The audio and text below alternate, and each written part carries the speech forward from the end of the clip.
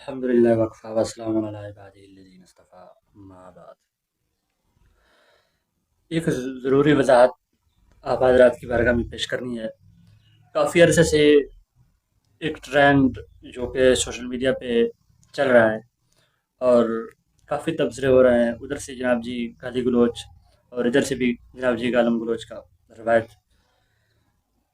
سب سے پہلی اور بنیادی یہ بات آپ ذہن نشین کر لیجئے، کیا کتب حدیث میں ساری حدیثیں صحیح ہیں؟ کیا اتنی مستند کتابیں ہیں کتب حدیث کی، کیا ان حدیثوں میں سب حدیثوں پہ اعتماد کیا جائے گا؟ ساری حدیثیں قبول کی جائے گی؟ کیا ان میں ضعیف روایت نہیں ہیں؟ کیا ان احادیث کے اندر من گھڑت روایتیں ہیں یا نہیں؟ کوئی بھی حدیث کی کتاب ہو وہ ضعیف حدیث یا من گھڑت احادیث سے خالی نہیں ہے۔ حتیٰ کہ امام ابن حجر عسقلانی رحمۃ اللہ علیہ نے بخاری شریف کے متعلق ارشاد فرمایا، بخاری شریف میں امام بخاری نے 80 راوی ایسے ڈسکس کیے جو کہ قابل اعتماد نہیں ہیں، اور جناب جی وہ ان کی ہر بات پہ یقین نہیں کیا جا سکتا۔ یہ ابن حجر عسقلانی رحمۃ اللہ علیہ فرما رہے ہیں۔ تو ایک اور بات کہ ادھر سے کہا جاتا ہے کہ چشتی پاچی چشتی رسول اللہ والی جو ایک واقعہ ہے، کیا اس کا حقیقت سے لینا دینا ہے یا نہیں ہے؟ اس وقت کتنے مسلمان ہیں جو بریلوی مکاتب فکر سے تعلق رکھتے ہیں؟ کیا آج تک کوئی ایسا مجھے بندہ دکھا دیں یا کوئی ایسی ویڈیو دکھا دیں جس نے یہ کلمہ پڑھا ہو اور ہم اس کو یہ مسلمان مانتے ہو؟ کسی نے بھی نہیں پڑھا، اور کوئی بھی ایسی بات ہی نہیں ہے، اس کا حقیقت سے کوئی تعلق نہیں۔ جس طرح احادیث کے اندر من گھڑت اور ضعیف روایت آ جا سکتی ہیں، ان کو رد کیا جا سکتا ہے، اسی طرح اس بات کا حقیقت سے کوئی تعلق نہیں ہے۔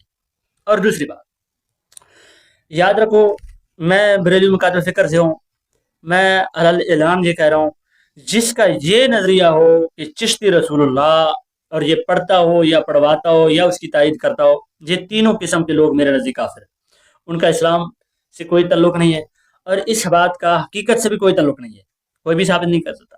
اگر کوئی دعویٰ کرے کہ یہ ان کا ہے، یہی نظریہ ہے، تو بھائی صرف جناب جی اپنی اکیڈمی میں بیٹھ کے دعویٰ نہیں کیا جا سکتا، آپ کسی عالم کے سامنے بیٹھ جائیں، کیونکہ یہ اتنا بڑا معاملہ ہے، اور یہ صرف اپنے اسٹوڈنٹ کے سامنے تو بیان کرنا یہ کافی نہیں ہے نا۔ جب تک آپ جن کو کافر کہہ رہے ہیں، جن کو جناب جی ثابت کر رہے ہیں جن کے لیے، تو آپ کو یقیناً علماء کے سامنے بیٹھنا ہوگا۔ جب تک آپ علماء کرام کے سامنے نہیں بیٹھیں گے تب تک یہ مسئلہ اس طرح حل نہیں ہوگا۔ دوسری بات، پھر آپ کہتے ہیں کہ نہیں میں بریلویوں کو مسلمان سمجھتا ہوں، تو آپ مجھے بتائیں آپ کس نظریے کے تحت ہمیں مسلمان سمجھتے ہیں، جبکہ آپ پیچھے ثابت کر رہے ہیں کہ جن کا یہ نظریہ، حالانکہ ہمارا نظریہ نہیں ہے۔ اگر یہ ہمارا نظریہ ہے تو آپ مسلمان کیوں ہیں؟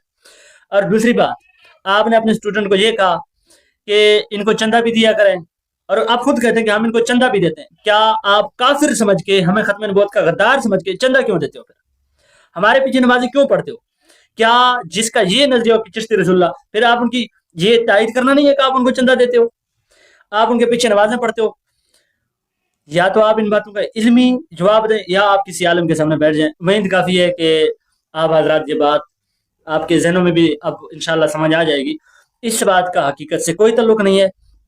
اگر کوئی کہے، میں ایک مرتبہ پھر دہرا رہا ہوں، ایسا کہنے والا، اس کی تائید کرنے والا اور اس بات کو جناب جی لے کے سچ ماننے والا، یہ تینوں قسم کے لوگ میرے نزدیک کافر ہیں۔ اور جو کوئی پھر آپ اگر یہ کوئی کہے کہ دعویٰ کرے یہ اب بھی ویسے ہی ہے، مسلمانوں میں آپ کتنے آپ کو پتہ بریلوی ہیں، کسی کا یہ نظریہ ہو یا کوئی ایسی ویڈیو دکھا دیں، کوئی ثبوت دکھا دیں کہ کسی یہ کلمہ پڑھتا ہو، نہیں پڑھتے بھائی۔ کس نے کہا کہ ہم یہ کلمہ پڑھتے ہیں؟ آپ کو کس نے کہا ہم اس کی تائید کرتے ہیں؟ نہیں کرتے۔ اگر آپ نہیں مانتے تب بھی آپ جناب جی پھر بھی آپ کہتے ہو کہ ان کو یہ پارٹی اس طرح کے ہیں، پھر آپ کہتے ہو چندہ بھی دیتے ہیں، نمازیں بھی ان کے پیچھے پڑھتے ہیں، پھر آپ اپنے ایمان کو ثابت کریں۔ وآخر دعواہم الحمدللہ رب